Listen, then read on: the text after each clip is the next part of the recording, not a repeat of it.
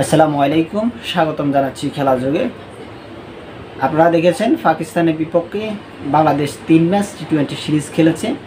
প্রথমটি 7 উইকেটে জয় পেয়েছে, দ্বিতীয়টি 8 রানের ব্যবধানে জয় পেয়েছে, তৃতীয়টিতে 78 রানে ব্যবধানে হেরেছে বাংলাদেশ। তবে কেন লিটন কুমার দাস এই বিষয়ে তৃতীয় যে টি-20 ম্যাচ হয়েছে এই বিষয়ে লিটন কুমার দাস দায়ী করতেছে ব্যাটিংয়ের ব্যর্থতা বা ব্যাটারদের দোষ। লিটন কুমার দাস জানান, বাংলাদেশের ব্যাটিং ব্যর্থতার কারণে তৃতীয় ম্যাচ আমরা হেরেছি।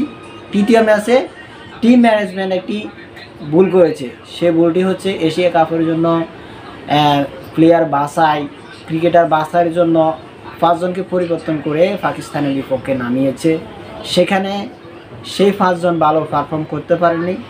বলাররা ছিল তাসকিন এবং মুস্তাফিজুর রহমান, দুজনেই বল করেছেন ঠিকমতো, কিন্তু ব্যাটের সমস্যাটা ছিল।